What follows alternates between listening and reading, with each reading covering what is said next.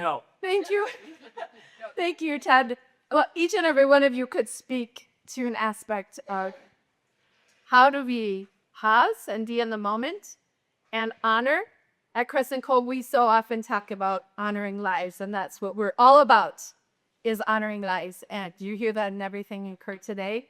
Laura and I are honored to co-present to you on this, but also to ask you to be thinking about how do you already use rituals, and how can we use them even more in our own personal lives with the people we know and love, and in our work with the children and the families we know and love.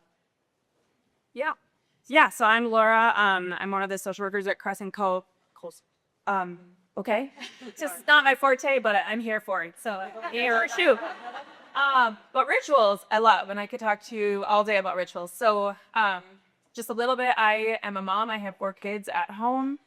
And one way that we celebrate ritual is every birthday, the birthday child, kid, or person, because mom and dad get to do it too, is they get to pick what our meal is for their birthday dinner, and then we invite their godparents. So that's one example of ritual right there. So I know you are all living in ritual in different ways already. So, And my name is Katie again, and I have 3 little boys, and every single night, I'm not a perfect mom. I'm a reflexologist, which is why I do this, like Liz. I rub their feet. And as I rub their feet, we're often praying or processing, or it's a beautiful ritual. And it's a gift that I'm a music therapist and a reflexologist and sound healer, so we'll do a little bit of that in a moment.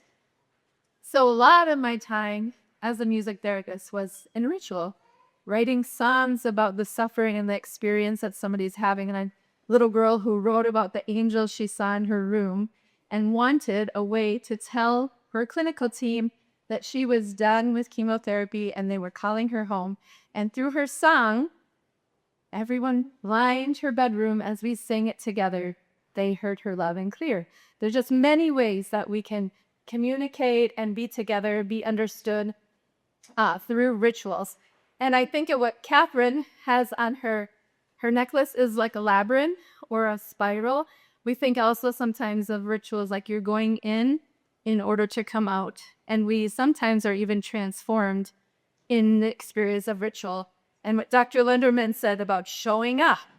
Some of us, we say, like, I don't know how to do a ritual or a ceremony or lead, us into a moment where we can remember and celebrate, but we all can do this.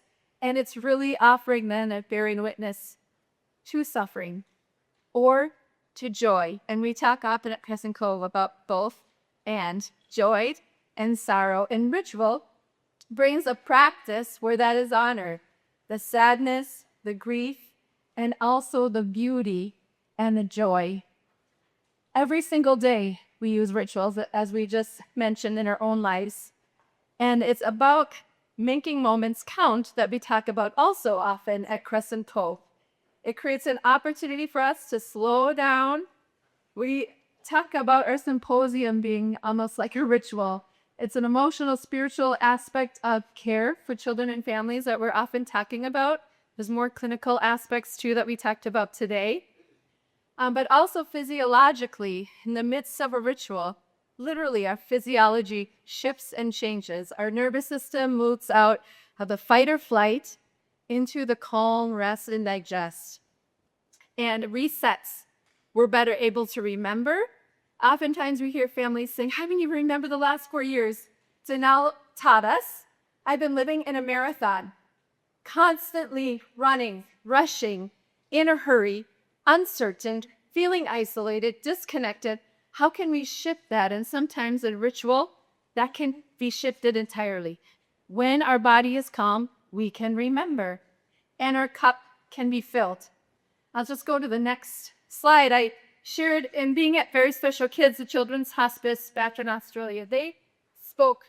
Just switch up if the battery's low. Oh, look out. There we go. About the number of ways that they host rituals after a child dies, and the child's body might be already at Very Special Kids or brought back, as we've done before to our Crescent Cove. They also experienced, because across traditions, Laura will talk more about this. We had a walk through the rainforest, the date tree, with an Aboriginal who first asked us to go through a smoke ceremony. where we all had to walk through the smoke and cleanse ourselves before we could enter the sacred space. In our native cultures here too, that is an immensely important ritual. And then the slide on the right is the place where a person's body is brought after death, and the body is wrapped in vines with music and singing, sounds of the earth, tapping, just that deep connection. Oftentimes we'll talk about how important space is to ritual. Yeah. All right, so a little bit less interesting slide. But what comes to mind when you think of ritual? Just take a hot second. What comes to mind? I'm gonna guess, as you look at this slide and look at some of these words, at least one of these words either is the word you thought of or what came to mind, or at least it makes sense to you why it's up there, especially in that first column. So the words in that first column, the synonyms, I'm not going to read all these to you, but you can notice that those are more specific details. They're synonyms. They can be used in place of. So if we say tradition, we know we're talking about ritual typically, right? But culturally, it's, we want, like, that's what you know, right? Like, oh yeah, that's a ritual. Sure, it might not be my ritual, but that's a ritual. And as we dive more into, like, well, what is actually practicing ritual? Katie and I are gonna highlight that there's everyday things that we can do that is ritual, not just what's on that list. So components of ritual. This middle column, I'm gonna go through a little more specifically because these are components or elements of ritual that most they share, right? Every ritual shares some component of this. So space, that refers to the setting that the ritual takes place in. This could be referring to if you're indoors or outdoors, if you're in a sanctuary, a yoga studio, your bedroom, dinner table, right? A hospital room. And then energy. Energy refers to the dynamic that is commanded by the leader or the participants. Or if it's just an individual ritual, then you, the energy that you're commanding. That might be calm and quiet. That might be energetic and engaged. It can mean movement, like staying still, or moving in a formatted motion. It could be uniform, it could be individual. Sound refers to our auditory experience, right? This could be loud, like some sound bowls we're gonna do. They can get quite loud. And rain sticks can be quite loud. It can also be silence. That's your sound experience in a ritual. It could be soft and independent chatter, like you're chatting with your neighbor, or it could be lyrical. It could be a song that a group is singing together, a chant. That leads right into the next one, which is words. But I love words. I love stories. And that's what words are. They're the story that's being told, the language that's being used. This could be scripture or a poem. It could be lyrics to a song. We talk a lot about oral history and the stories that are shared in families and between generations. And then the last one is objects. So this is probably a little more familiar and something you can think of right off the bat. But the physical items that are included in ritual could be an altar. We have an example here. It could be the components of that: a candle, a drawing, a photograph, feathers, smoke, any item of significance, really. And that can be very individual. And then we're gonna keep talking more about purpose. I'm not gonna spend a lot of time here, but you can see some ideas here. It's not exclusive list here. But the one thing that's overarching is that the purpose of a ritual is it marks importance. Taking pause, a moment to remember. All right. When did practicing rituals begin? I want to spend 3 hours on this. I'm not going to. I told Katie, this would take up all of our time. But I will say that what I learned in doing the research for this is that truly, not only have rituals been a part of civilization since civilization, but rituals are what archaeologists use to understand civilization and to define civilization. So some examples, I'm going to go through these quickly because it's not the point of this presentation, but the Rising Star Cave System in South Africa, look it up, it's really cool. But this is over 200,000 years ago. I had to write that out because I didn't want to mess it up. But they discovered the ruins of deliberate, shallow graves. They were oval in shape, conformly oval. And the remains of bodies were in the fetal position. And so what does that show us? Why is this important? Because there was ritual involved. There was intentionality in this moment of burying their family members, burying their tribal members. And so this is referred to in my reading of this, the cradle of humankind. And just how beautiful is that? And so ritual has been around living and dying from the beginning. So I want to share more, but I'm not going to. But there's also like rituals, religious rituals that they found artifacts around. Musical instruments. The first, I want to get this year right. This was about 45,000 years ago. The first bone flute. And why is that important? Again, what were they doing? Possibly using it in ritual, connecting with nature. The archaeologists of that site in Germany, this was, they suspected they were trying to mimic the calls of birds. So connecting with nature, slowing things down, right? Social bonding, human connection in those rituals where they would play songs on those musical instruments. Yeah.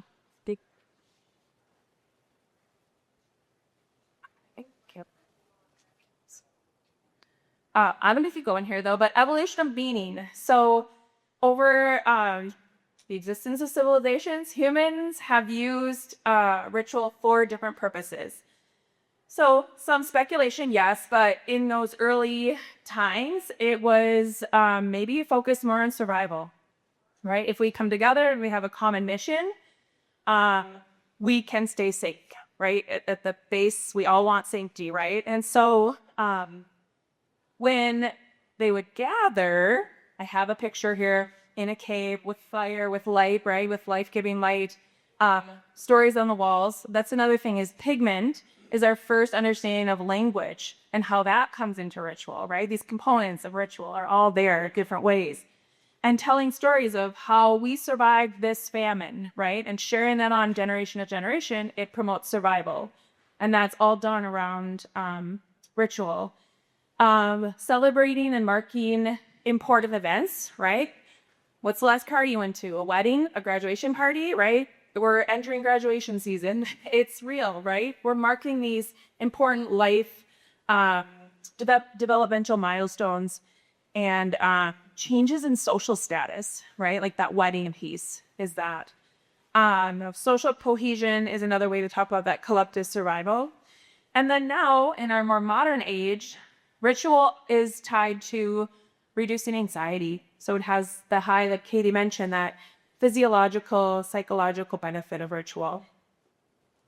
One example I want to share personally, so ritual across space. So as, I don't know what my nomads and whatnot in the timeline of civilization, but I was traveling in Europe with all my family, and it was Ash Wednesday. So I found a church that I could walk to, went to mass. I was surrounded by strangers, but I knew what was going on because my cultural background, like the mass is the same every church I go to, no matter if I know the language or not. So I was sharing with these strangers in a common practice.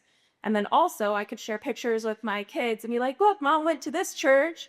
Look at my ash cross. Do you have yours on still? And sharing in that. So it brings connection across space as well. So, yeah. Now we're just going to take a few moments to have a little experience, and I'm going to ask Dr. Delber that poem he read. He's going to read again. This I play some of these singing bowls just for a moment. We had this up in our family suite, pause, breathe, and be nourished.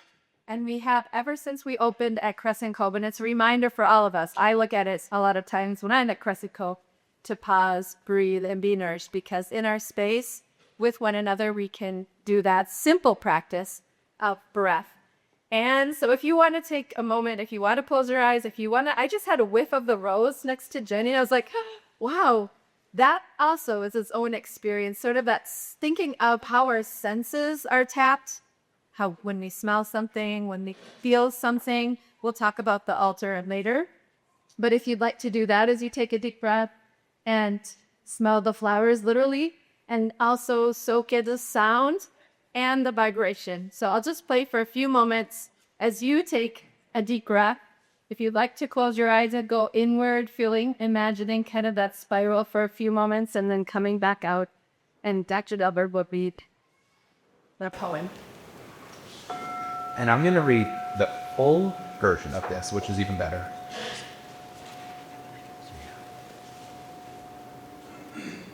This is the true joy in life, the being used for a purpose recognized by yourself as a mighty one, the being a force of nature instead of a feverish, selfish little clod of ailments and grievances, complaining that the world will not devote itself to making you happy. I am of the opinion that my life belongs to the full community, and as long as I live, it is my privilege to do for it whatever I can. I want to thoroughly be used up when I die, for the harder I work, the more I live. I rejoice in life for its own sake. Life is no brief candle for me. It is a sort of splendid torch, which I've got a hold of for the moment. And I want to make it burn as brightly as possible before handing it on to future generations.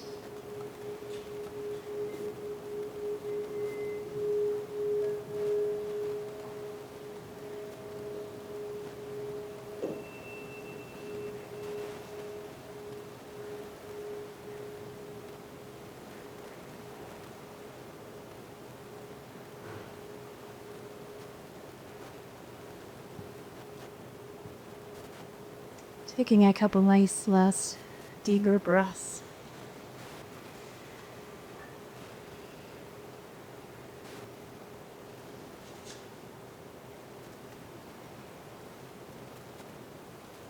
And as the sound comes to a close, just recalling the deep connection that goes down and out and up above and even beyond this life that's below.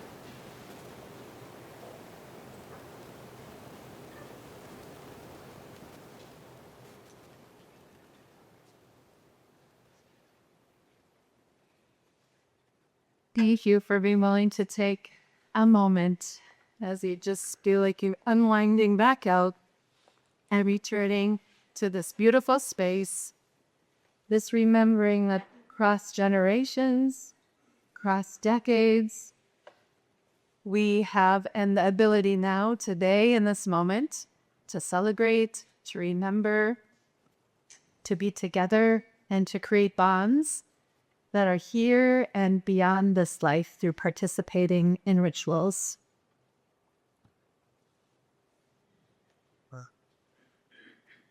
This feels like a backward step after that beautiful ritual, but let's talk a little bit about routines. It's a step in becoming ritual. Take a moment to think about your day. Maybe not today, but just an average day in your life. Walk through how you get out of bed, how you get ready for your day. How do you sit for meals? How do you gather with others? And what are the components of these routines? You're probably unconsciously thinking of time of day. Do you set an alarm clock? Is there a sensation in your body that informs you, like hunger or sleepiness? Is it an external limit, class start time, meeting time?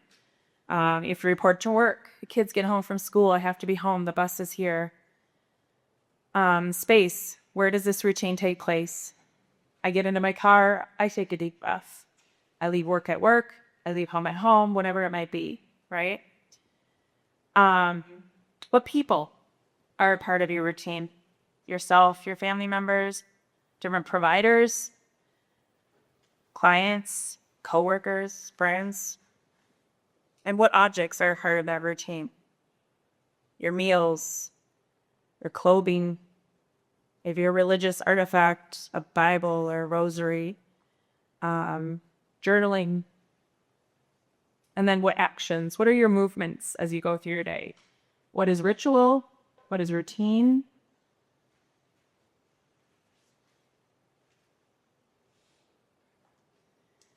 And I'm thinking of a ritual that Ted Bowman taught us and our team at Crescent Cove a number of years ago when we were feeling like things are frazzled and a little hairy. We're trying to figure out our professional and our personal ways to be engaged in and out of Crescent Cove, because we're always, as loving our children and families that we care for in any settings, it's hard to walk away at the end of the day and tend to some other things that don't have to do with our work and the children and families we love. And he suggested a ritual, and I'm just going to illustrate the difference of like what a handoff looks like. And I think we have a beautiful handoff, and I don't even know the practices and things, but at the time, I was just like, you know, I'm finished with my shift and passed it on to the next person. And Ted suggested, what if at the end of your shift, you close the folder that you're handing off, making eye contact, and handing to the next person in a way that you're honoring and trusting and joyfully trusting, I should say, that that person is going to continue on, so that you, when you walk out the door, know that everyone is cared for beautifully at home or wherever our work is. And I think of that so often as I end my day, and I maybe not do that all the time, still answer emails, and I think, oh, that was so beautiful that Ted taught us. Close the folder, look the person in the eye, and hand it off, and they receive it. Just a simple little ritual. And you see, like, part of it might be repetitive, something that we repetitively do that fertilizes the moment or the ritual. And why it matters, why rituals matter and it, as a practice, is that it's what's remembered. We remember when we're a part of a ritual. We remember the connection that happened when we make eye contact, when our love and our heart is open, when we've soaked something in from a sensory perspective, sound, sense, touch. It can uncomplicate grief. So many times we have families, particularly those whose children haven't died, but they wanted them to die at Crescent Cove, and it didn't go that way. It adds to their grief sometimes, not always. A ritual or a ceremony celebrating and remembering, bringing that family back into the moment, can help to uncomplicate that grief and reset something in our heart that maybe didn't go the way we thought, or we might have the words regret, which are really hard feelings to hold as parents, and make them right in a new way. How there's various functions of ritual through history, across religions. I think of, I use holy water and bless my children. Other people have many other ways and practices. Using smoke, for example, when we feel like things aren't going great in our house, or, the energy is not great, I use literally sound and holy water. And then Liz had gifted us Palo Santo. We tried using this actually at our opening. The native elder blessed Crescent Cove along with many religious leaders, and the fire alarms went off. So I know that we can't necessarily use Palo Santo at Crescent Cove, but we have a stick and we have sage, and our children fight over who gets to use the water versus the smoke. They're both practices and symbolic, and communicating like we're in the moment. We're clearing this space up to have a healthier, more functional place. Yeah. Yeah, it all just comes back to intention and just taking the moment to remember, to pause, to signify, to mark the importance. So that's all it comes back to, the difference between routine and ritual, bringing that into your practice every day. We at Crescent Cove, we did a resiliency training for the clinical staff, and one thing we talked about is, how do you center before you walk into a room to talk to a family, whether it's good news, hard news, threshold conversations, and maybe that signifying act is grabbing a doorknob and you just take a breath. And you just sit for a moment, find your center so that you can help center the family you're going to connect with. And it connects what we talked about a decade ago in those little booklets as a little tool for you to kind of center in the moment, or create your own rituals as providers and or parents going into difficult conversations or situations. And so now let's share with you some of the ways that we use ritual at Crescent Cove, how we make moments count, how we honor lives. And it started long before Crescent Cove was even open. John Bagui, our architect, is here and led our team. Some of you were part of that, families, donors, even volunteers, and, well, obviously families, I said that right, participated in a long process of interviews and then at the focus groups, where we wanted to come off with the emotional state. We wanted everybody to feel a certain way coming and going from Crescent Pool. And at the end of all these discussions, kind of like the exercises with Jenny putting the questions up on the board, came to that we want everyone to feel embraced, celebrated, and assured as they come and go from Crescent Cove. And I'll add what Dr. Delbert was saying earlier. I think around our intentionality, intention is felt. You know when somebody made a lovely meal for you as you're not feeling well, and it was made with love and intention versus through this together, dropped it out. Sometimes that's all we can do, and no judgment or criticism, but you know the difference with the intention, and you feel that when you come and go from Crescent Cove. He spoke also, Dr. Bellberg, about hope, trust, and compassion.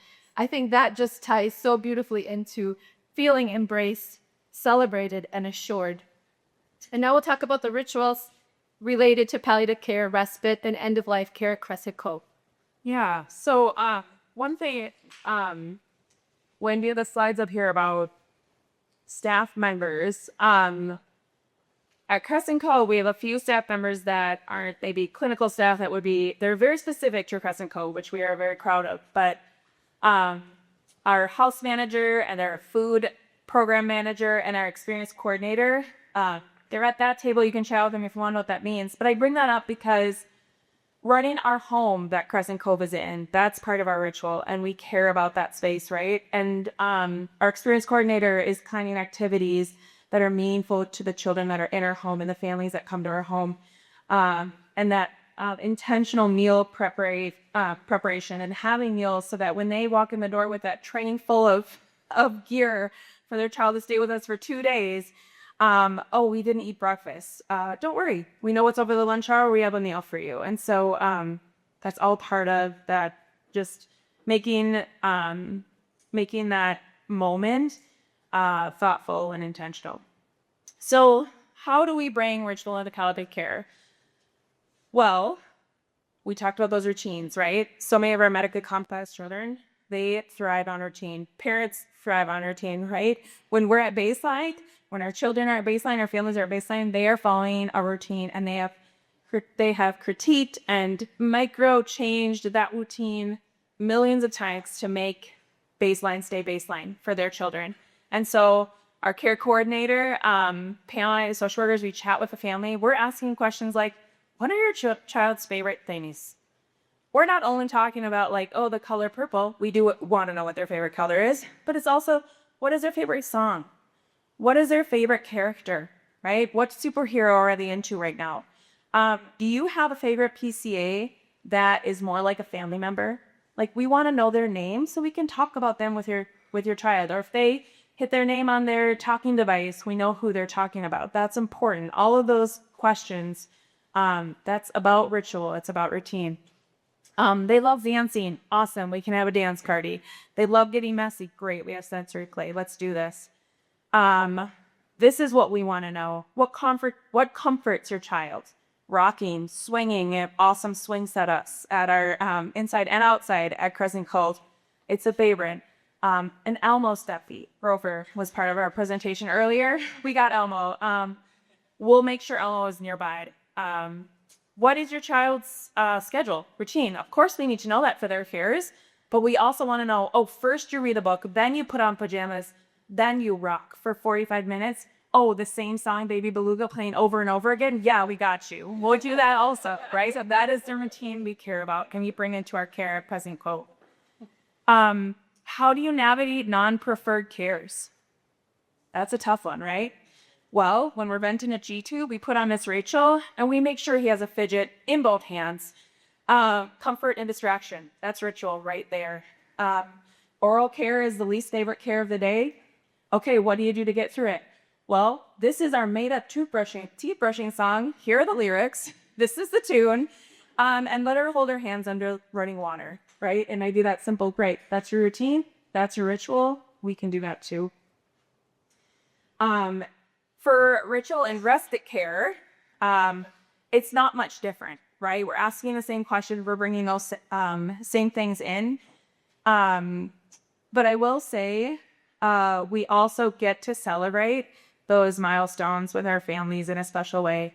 So birthdays, I don't know the parameters. Is it within a week? We're loosey-goosey. Sure. Is it a week of a month? So it's their birthday month. We'll have a birthday party. We ask, again, what their favorite characters are. What's their favorite song right now? What's the theme of your at-home birthday party? What can we bring to Crescent Cove? And how can we celebrate your child? They are special. We want them to feel special. Let's do this. So, and then graduation, which is a huge deal. We're celebrating these medically complex children that families have brought to their 22nd birthday. It is also sad, right? It means our respite care at Crescent Cove for them is done. But it's a huge celebration and we have ritual around that. So, yeah. Another big thing we ask is communication style, right? So many of the children who come and stay with us are nonverbal. As you all know as providers, it doesn't mean they don't communicate. And so we ask those nuances. Okay, if I'm just meeting your child, how can I know they're happy? How can I know they're in pain versus just annoyed that I'm singing this song to them? All those little details. This is ritual. They all matter. Yeah. And at the end of life, they matter as well. There's a lot of legacy work during respite care and end-of-life care, I'm sure many of you are doing in your own homes, in other settings. And we oftentimes then at the end of life, when a child has died, create an altar. Ted also taught us to do that. It might include things, and you'll see a video in a minute of what our honor walk looks like. Very meaningful things to the family, whether they're symbolic, photos, artwork, a favorite book. I have on the altar a child's pillowcase, their name etched in glass. Just meaningful things. Their stuffed animal. There might be something of religious significance that's meaningful. Their favorite scent. Symbols like the dragonflies all over Crescent Cove, that transformation from life into the next life. And just honoring life, honoring those precious moments, pausing. So in creating art, as part of legacy work, is also a ritual. And so I'll ask actually if Jenny would play, they have a video to share of our honor walk at Crescent Cove, which takes place after a child has died. At Crescent Cove, we provide care and support for children and young adults with shortened life expectancies and their families who love them. When a child is at Crescent Cove for sacred end-of-life care with his or her family, our team surrounds them with immense love. When a child transitions to end of life, there are so many tasks that can burden families. Decisions, questions, uncertainty, grief. Our love and care is extended to families before they come to Crescent Cove and is felt in many ways throughout the stay and beyond death. Our staff provides clinical daily care, coordination with the hospice team, and meaningful experiences in a peaceful setting for the family to be together.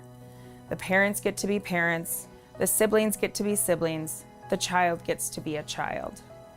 Families can spend time together, reading books, watching movies, sharing stories. In those moments, life is still happening. When the child passes, everything slows. The home holds its breath. We know how precious these moments together are. Our nurses gently care for the child's body, bathing and dressing them in clothes chosen by the family. In these tender moments, staff and volunteers allow room for the family to grieve and be present. When the family is ready, we begin what we call the honor walk, a beautiful ritual we have at Crescent Cove to lovingly and respectfully say goodbye.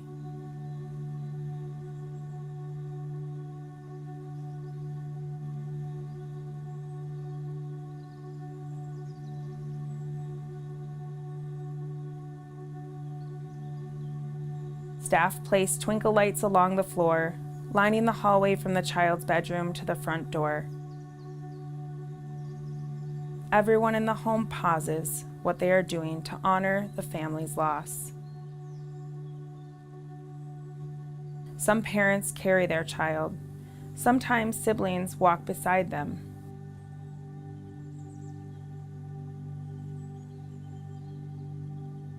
There is a small table along the path where families may choose to stop.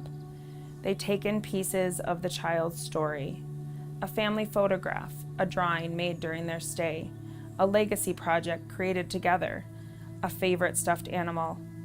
There are reminders of a life that mattered. The family does not need to carry the weight of knowing what to do. Our staff hold the knowledge and provide space for the family to express their wishes. Our team supports the family in every meaningful decision, creating this ritual. The family is surrounded and the space is held for this sacred moment. Every honor walk is different because it is the family's story that drives this moment. The walk ends at the front door, where the family says goodbye before their child leaves Crescent Cove for the final time. What remains the same is our commitment to holding space for one of the most sacred moments a family will ever experience, the moment when they hold their child in their arms for the last time.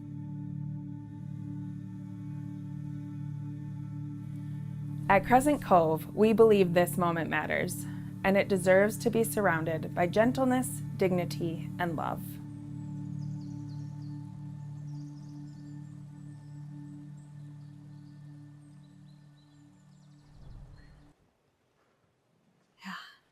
So, we are at time. So I don't want to rush through this, but our ritual and bereavement support at Crescent Cove, is another big part of our programming.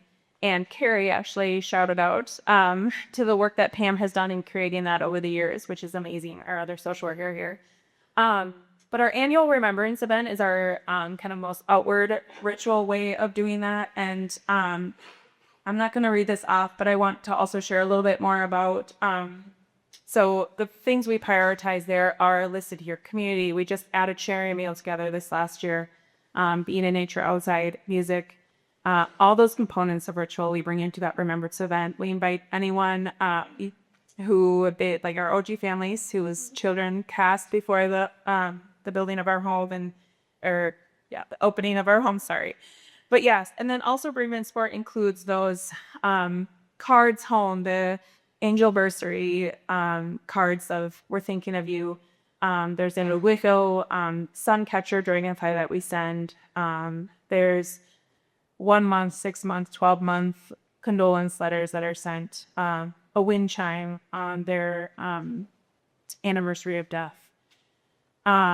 Yeah, it's important to keep that connection, as we've heard in other presenters and questions too, like what happens after the child dies. We can't just be like, we're done, right? Both as providers and as families.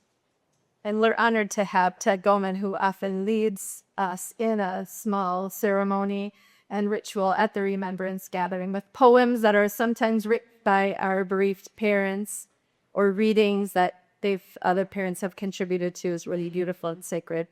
And again, all about honoring lives. And I just want to honor that George, his mom, Jen, is here, and Leo's mom, Carrie, who their children died at Crescent Cove, and they experienced an honor walk. And just what a beautiful gift, because they continue to be involved in their memory. Jen's volunteering here today and due to have a baby and day. So bless you with our love. So we hope that today has inspired you to think of not only the rituals that you already and the practices you already have and just owning them and having more attention around them, but also growing your thoughts and hopefully be inspired to incorporate rituals in new ways, to honor moments, to honor relationships, to honor the people in your lives.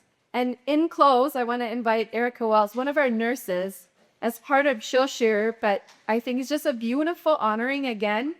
And music is really important to all of us at Crescent Cove, and Erica's also a gifted musician. And so we ask her to share a little bit about her experience as she was with a baby at the end of life at Crescent Cove, and what it inspired for her.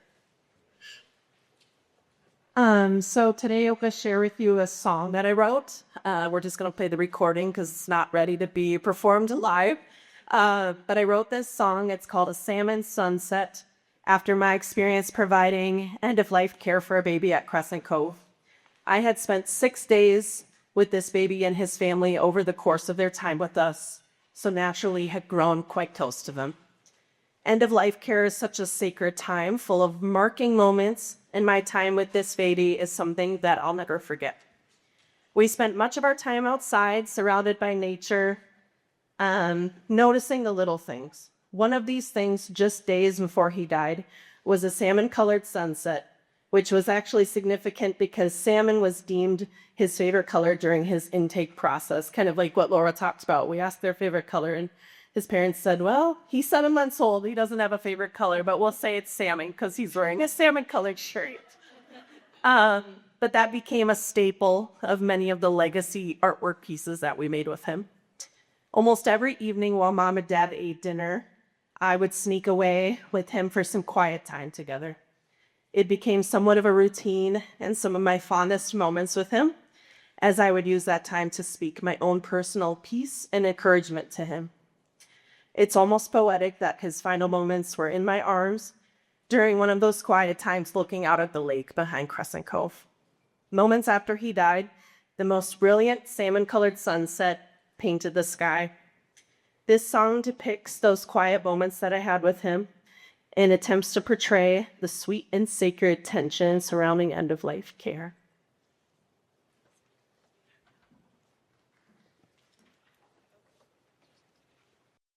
Hey, Bubba, I'm so glad we met today.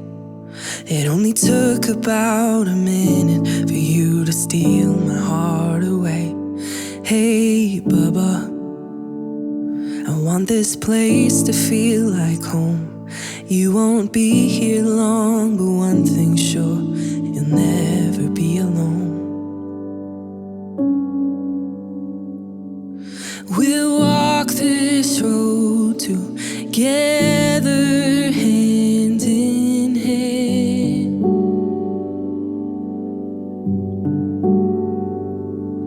I know it might feel scary, but I'm with you till the end. I'll hold you close, but not too tight.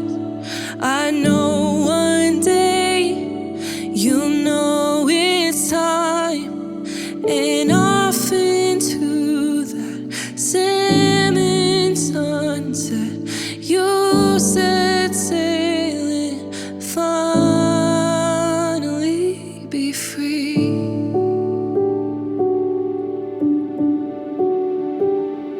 Hey, Bubba, it's just you and me right now.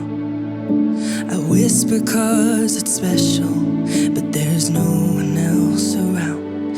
Hey, Bubba, I know your eyes are changing now, so I'll look out those big windows and I'll tell you what I found. Hey, Bubba, I know I say it all the time, that you're amazing and you're perfect, and something in you shines. Hey, Bubba, you've been strong for quite a while.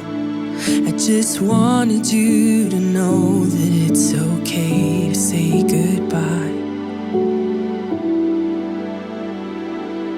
We'll walk this road together, hand in hand.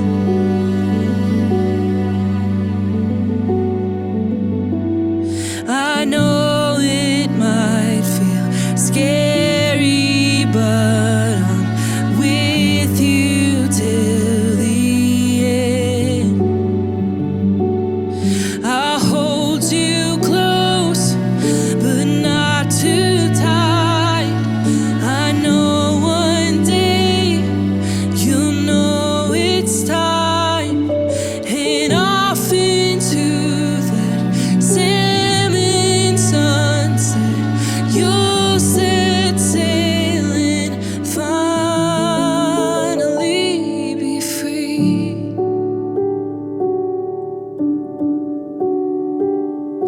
Hey, Bubba, we're in our special room.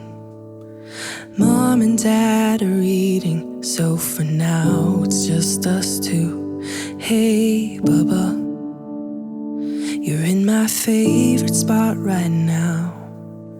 Here within my arms, I've got you to myself. We've walked this road together, hand in hand.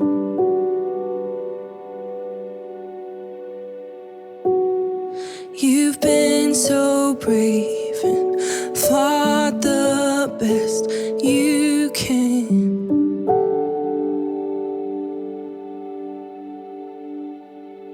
I've held you close, but it might be time. So take a deep breath when you feel it's right, and off into that salmon sunset you'll set sail and finally be free.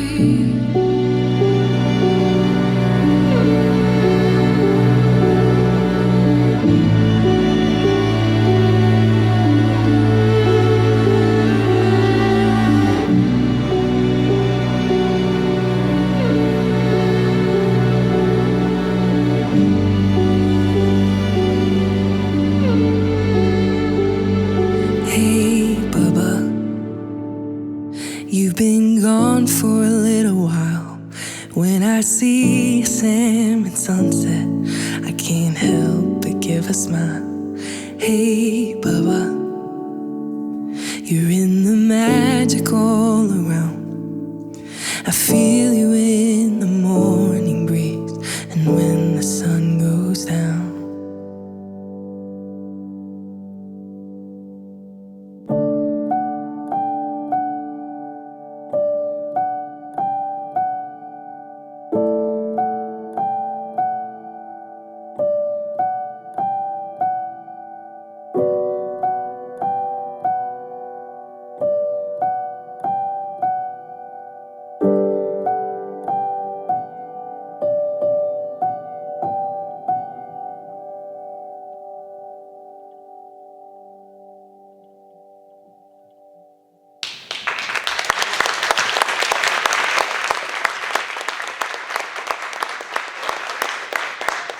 Thank you for the gift of your music, Erica, that marking a very significant and sacred moment with a child, as happens all the time with all of us in our work and relationships with families. I was just reading this morning that our sad tears and our happy tears all come from the same ocean of love. And so we just leave you with that, and I'm so grateful for all of you being here today, a part of our symposium, that you might take a moment to pause, to breathe and be nourished a lot more often than we usually do.